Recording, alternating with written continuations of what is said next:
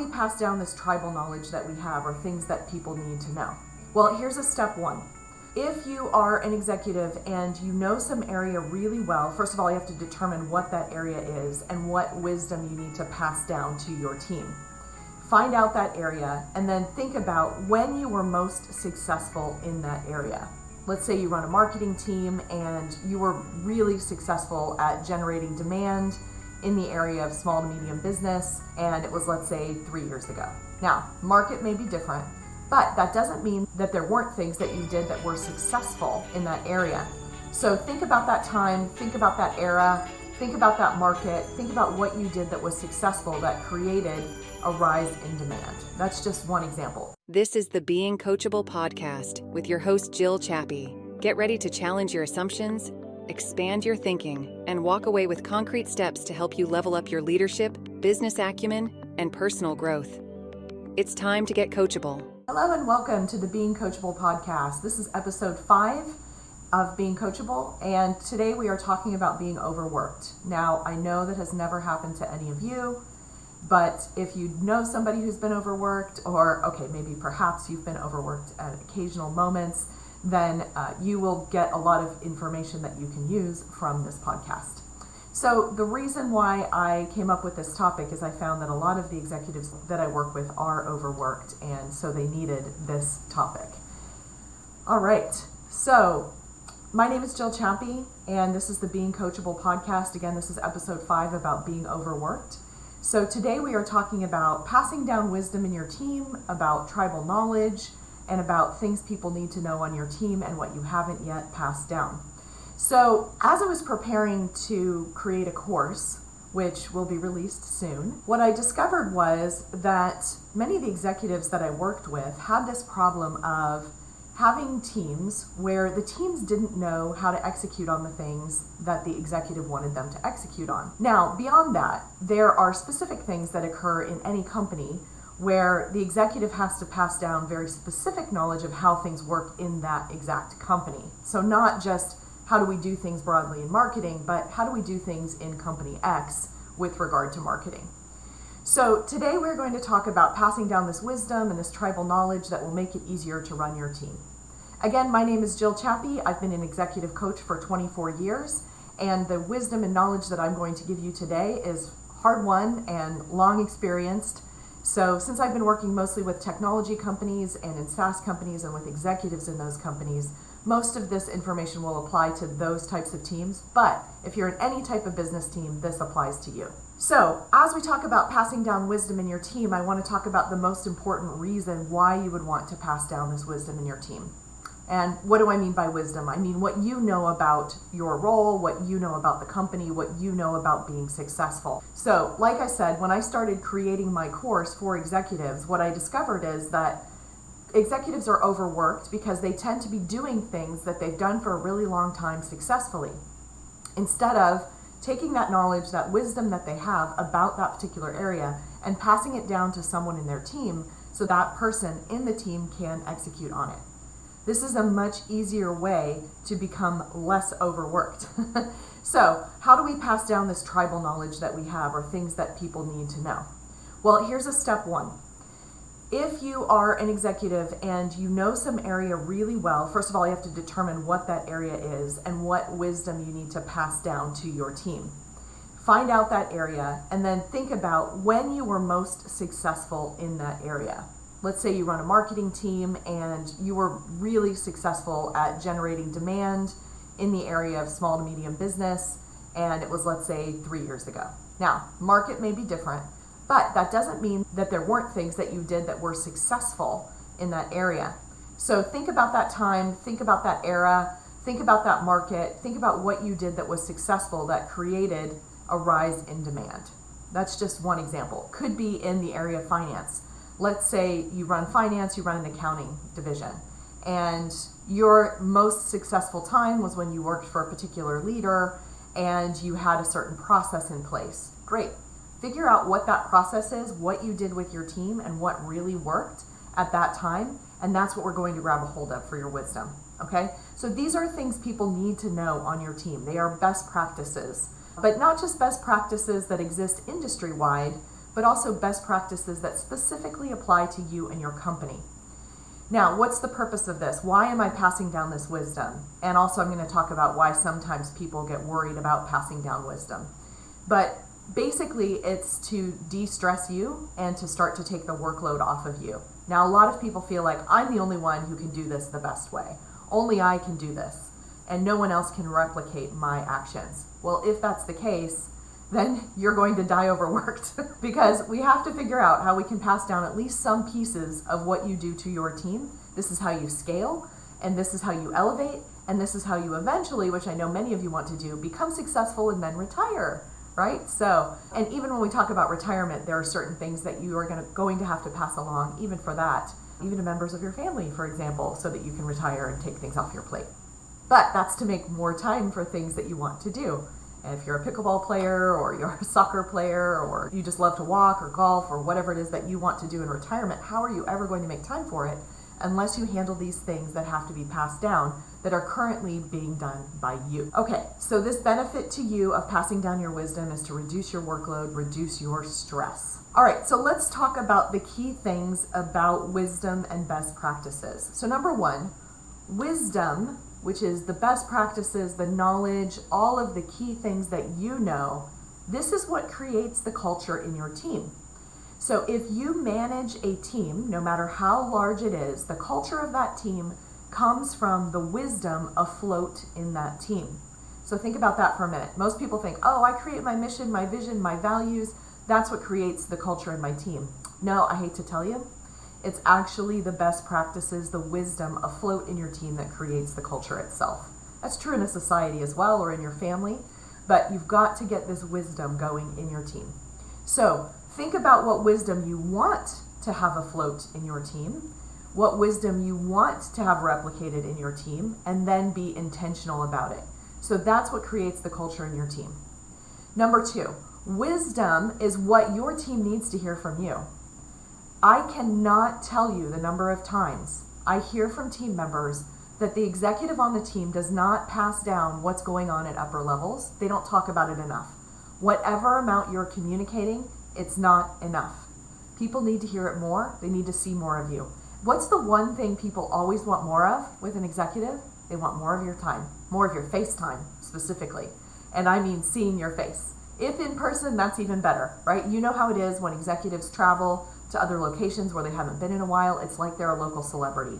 It is absolutely true. Sometimes this is hard for people who didn't grow up that way or they struggle with the attention on themselves. I completely get that. We're going to cover that in another podcast. But just for now, assume you need to communicate more, you need to be seen more, and you need to share your wisdom more. Your team needs to hear it from you.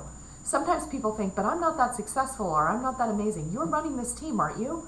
You've been promoted for a reason. You are amazing. So what we need to hear from you is how you did it and what you think is successful. And again, if you're not sure what your wisdom is that you need to pass down, then think back just a little bit, think about your most successful time and grab some pieces of wisdom from that time and just start sharing it. Now, what a lot of executives that I know do is they have, let's say it's a team meeting or they have a newsletter or whatever it may be, and they just share 5 or 6 minutes of a tip from them. It can even be 30 seconds if you want. So share it in your team meeting, share it in a newsletter that you put out, send out an email, send out a message to your team if you use Slack or whatever messaging system you use. Just put out a message to your team saying, hey, here's something I learned. I wanted to share this piece of wisdom with you, and make sure your team knows about it, okay? So now I want to clarify that wisdom is very similar to what we call tribal knowledge or institutional knowledge. And what we find is that when there's attrition in a team or a team loses people, this is where they lose tribal knowledge and the culture starts to go downward, okay? So we don't want your culture to go down. If you've had some attrition recently or you've experienced it over the last several years, whenever you've experienced that attrition or you've had trouble getting good people, etc., you need to amp up the level of wisdom and tribal knowledge in your team, okay? This is so important for your team, for them to be successful. So we want to make sure that we're sharing what we know. This is the beauty of us. You are unique. You are an individual. You have successful actions. Make sure you're sharing that wisdom, that tribal knowledge with your teams. Okay, I want to clarify what's the difference, though, between wisdom and benchmarking. This is number 4. So wisdom itself is this, sometimes people think it's like ancient knowledge. It's not. It's current knowledge, actually. It's wisdom. In other words, it's those successful things that we have done. Very similar to, again, tribal knowledge or institutional knowledge or best practices. Why? Because these things got a result. So when we get a result, that's when we have wisdom. All right? Now, it's different from benchmarking. And here's what I mean by that. Sometimes what a company does is they benchmark against other competitors in the industry. Nothing wrong with that, by the way. It's great to have competitors. It's great to have benchmarking against them. An example of this is if you think about Nike shoes in the 80s and 90s. How did they figure out how to take off? Nike wasn't doing that well when they first started, and then they also had kind of this lag time in the middle of the 80s. And what they found out is they started to benchmark against other industries. Adidas and Puma were some of their competitors at that time. And what they found out Adidas and Puma were doing was they were using influencers. So they were using key athletes to sell their shoes. And so this is the time, if you watch the movie Air, you'll see that Nike picked up using influencers. So this is when they hired Michael Jordan, and that's a whole story. But the point is they were benchmarking against others in the industry. Now, that's fine. There's nothing wrong with that. Benchmarking is one way of having wisdom in your culture. But the other way is looking at what you've done that's successful and sharing that with your team. Are you hitting a wall as a leader? Do you need an outside perspective to gain clarity and direction? Jill Chappie has over 20 years of experience as an executive coach, helping leaders get unstuck and achieve their goals. She offers straight talk combined with empathy and humor to challenge your assumptions, expand your thinking, reveal your blind spots, and equip you with concrete action steps. If you're ready to level up your leadership and get coachable, click on Leadership Assessment at becoachable.com and then email to schedule your readout. Cost is $99 to get your results. Invest in yourself and your growth. You'll walk away feeling informed, empowered, and ready to implement change. Let's get coachable. Okay, so I just want to clarify the difference there. It's like there are things that are out in the world that are, quote, successful, and then there are things that you personally do that are successful. And this episode is about sharing the things that you do personally that are successful. Now, if one of your pieces of wisdom is, hey, you need to go out there and benchmark to your team, that's fine. Then describe what benchmarking is to them and explain why they need to be doing it, okay? But the main point is, and this is point 5 about wisdom, is that you're sharing your truth. You're sharing your successful actions. And what I've been finding over the last several months is that this generation, my generation, so I'm 50, I'm the Gen Xers, but even the generation before us, which is the boomers, right? And even Gen Y, which is, my sister's generation, a little bit younger, these generations, we are not sharing enough our wisdom. So our culture is actually changing because it's not our wisdom anymore. So we have to share our truth, okay? We have to share what has worked for us, and we have to keep the culture afloat. Otherwise, it's just going to change in a way that maybe isn't good, potentially isn't successful. And I specifically mean this in your company. If you want your team to continue to be successful, you have to figure out what it is that you personally have done that is successful and share that downward. And I promise you, it will make your life so much easier if you have other people in your team who can do the things that you do. Because sharing keeps your workload down. And this is my final point about this before I go into some examples for you, is that sharing keeps your workload lower. So, a simple example, there was a process in a company that I worked with, and this process was a little wonky. I'm sure you've never seen that before in your companies that you work with. Oh, a wonky process? Never heard of it. Okay.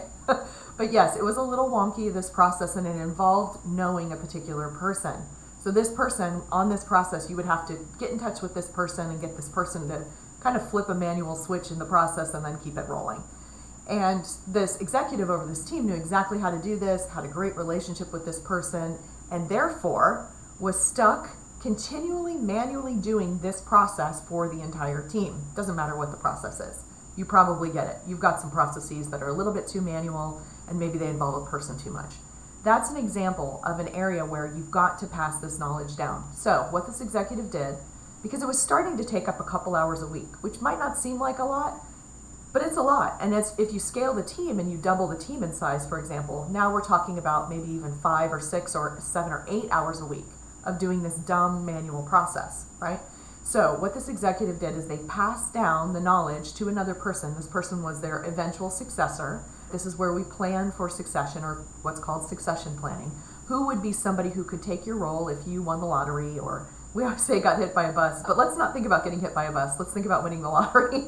So if you won the lottery and you were no longer working in that role, or you left to take some amazing, pro golfing position or whatever it is you want to do, then who would be taking your place? And that's the person you want to start teaching these successful actions to right away, okay? And so think about those things that are kind of low-hanging fruit that you can get off your plate, that are wisdom you can share, and then you can start scaling more.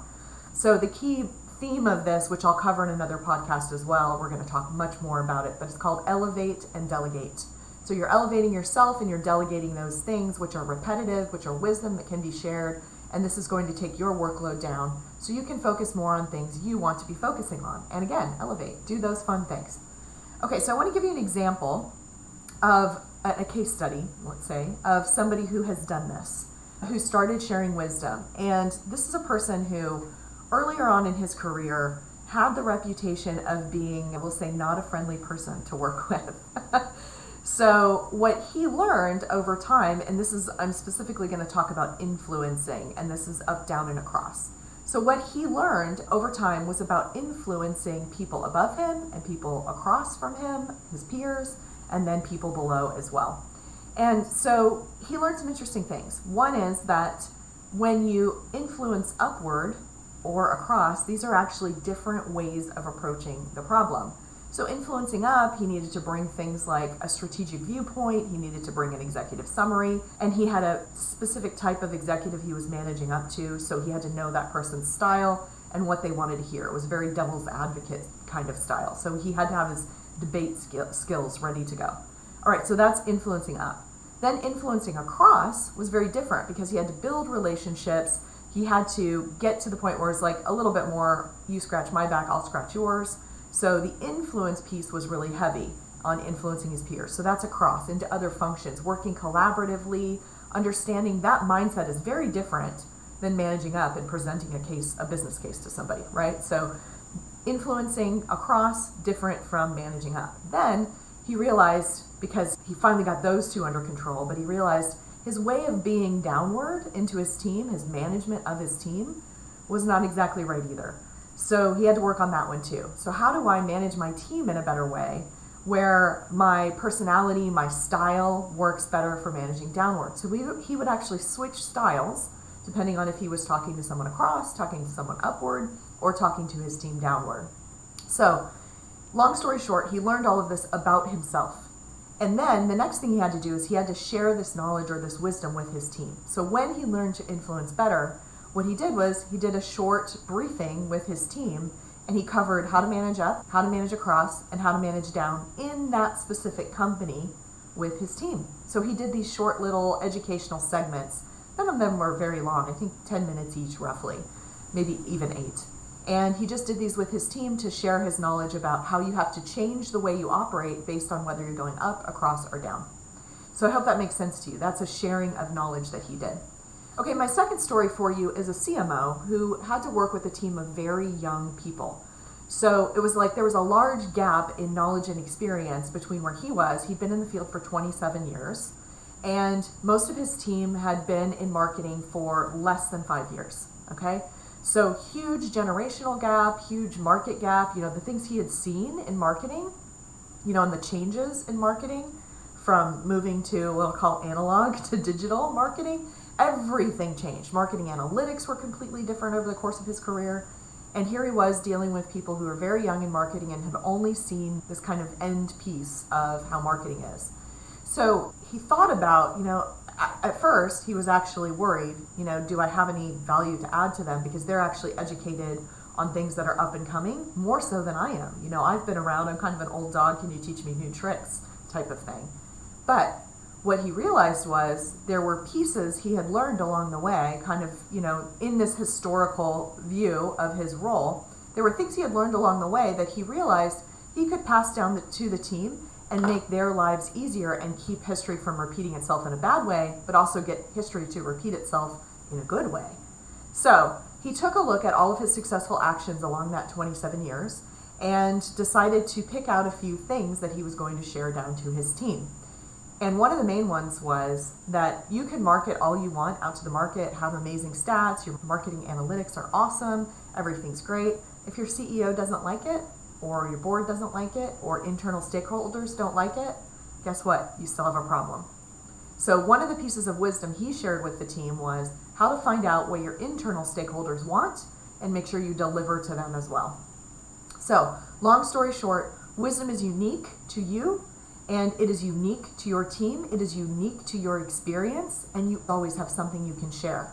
And that's something that you can share. Again, communicate more about it rather than less, and take the viewpoint that your team really needs to learn this, but also there's a benefit to you. So you're creating a culture, you're putting wisdom afloat in your culture, but also this benefit to you is you are training eventual successors to you to make them successful as well. We're starting to create the next generation of leaders, and we need to do this more than ever. What I'm seeing in most companies I'm working with is they're not doing nearly enough of this. It's maybe 10% and it needs to be at 100%. So think about your team, think about what you can share with them and how you can pass down wisdom to them. So if you like today's podcast, which has been episode 5 of Being Coachable, and today was about passing down wisdom and reducing your workload, if you've liked this, please follow me on LinkedIn at Coachability, or you can follow me at Jill Chappie on LinkedIn as well, or subscribe to my YouTube channel. If you happen to be watching this on YouTube, please subscribe. And when my course on managing teams comes out, I will let you know, because this is me passing down my wisdom, so it's something I can take off my plate. I have found, and this is why I created my course, that the executives that I work with are overworked in the way they're managing their teams.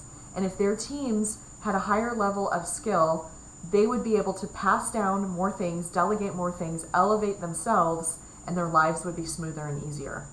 Now, an executive life is never going to be completely without stress, but can we make it better problems? Can we make it more interesting? Can we make it the things you want to be working on? And maybe a little time for golf too. Or a little time for pickleball. You know, sometimes executives get this reputation, oh, they're always out golfing or playing tennis, or I don't see that at all. The executives I work with are busy wall-to-wall 24/7. And that's what we want to balance out, is a little bit more time for family or whatever it is that you need to be doing as an executive.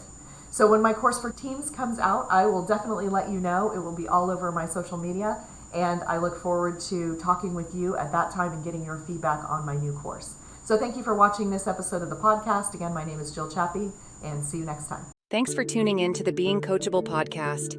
I hope you found value in today's conversation. If you have any follow-up questions or want to continue the discussion, visit our website at becoachable.com and click on Contact. Join our mailing list to receive offers for reduced cost leadership assessments and team building sessions. You can also find show notes, past episode transcripts, and more resources on the podcast tab. I'll catch you on the next episode as we continue to maximize our potential and get coachable.